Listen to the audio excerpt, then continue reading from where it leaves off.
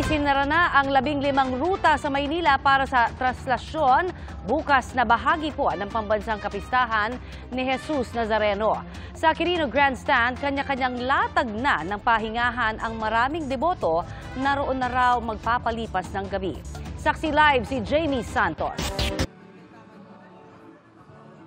Nahilo at may iniindang masakit sa bahagi ng kanyang paa ang 72 years old na si Mirna, kaya dinala sa first aid station sa Quirino Grandstand. Medyo tumaas po yung BP niya kanina. Ngayon po nabigyan na po siya ng paunang lunas at chinek na rin po yung BP niya. Kwento ni Mirna, mula Navotas nagtungo raw siya sa Quirino Grandstand kasama ang mga apo para pumila sa pagpupugay. Hindi raw niya pwede palampasin ang araw na ito. Para pampatibay ng katawan. Matagal na po kayo mo? Oo. Nang makapahinga, tumayo agad si Aling Mirna para makabalik siya ulit sa pila. Mami, nakahawa ka na. Anong pakiramdam? Maginawa na. Ayon sa MMDA, ngayong bisperas ng pista ng Nazareno, umabot na sa mahigit 60 ang kanilang nabigyan ng first aid. Inaasahang tataas pa raw ito hanggang magsimula ang prosesyon. Meron na po kaming grand total of 65 na cater po na patients po. Ranging po mula sa nagpapacheck po ng BP, tapos sa mga medical cases, meron na rin trauma cases na rin po. Ang mga nadapa lang po ito, natalisod. Mula Guagua, Pampanga, lumuwas ng Maynila ang mag-amang Eduardo at ang 5 taong gulang na anak na si Liniel.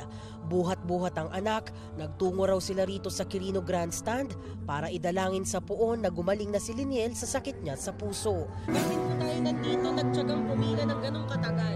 Para sa anak ko po, may sakit po sa puso. Kailangan po maoperahan po siya. Ang ibang natapos na sa pagpupugay, kanya-kanyang latag ng banig habang ang iba, tent pa ang dala. Mananatili na raw sila rito hanggang magsimula ang prosesyon bukas. Ngayong gabi, isang programa ang nagaganap.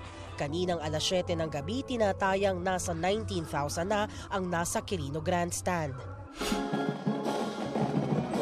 Pinasigla ng band parade ang paghihintay sa pila para sa pahalik. Pagdating ng alas 5 ng hapon, taimtim na idinaos ang panalangin sa takip silim. Isang pampublikong dasal na idinaraos sa dapit hapon bilang paghahanda sa traslasyon.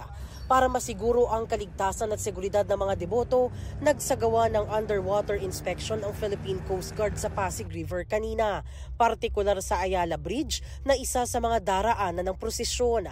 Idineklara namang no-sail zone ang Pasig River sa bahaging daraanan ng traslasyon hanggang bukas ng gabi.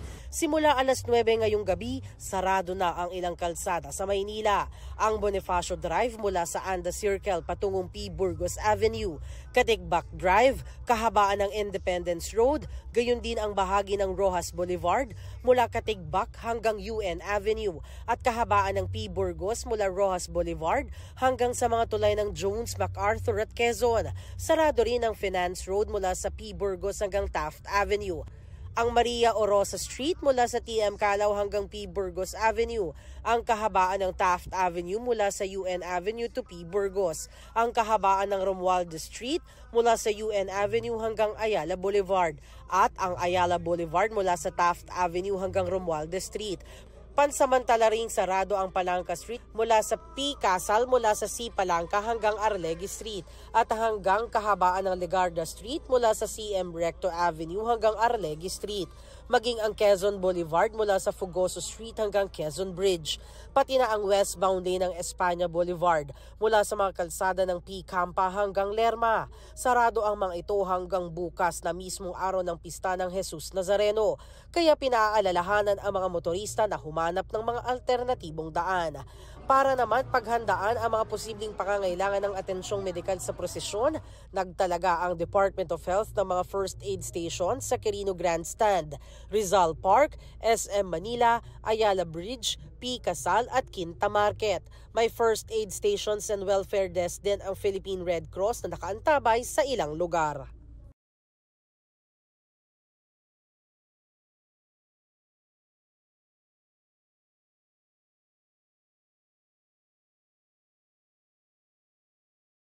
Mga kapuso, maging una sa saksi. Mag-subscribe sa GMA Integrated News sa YouTube para sa iba't ibang balita.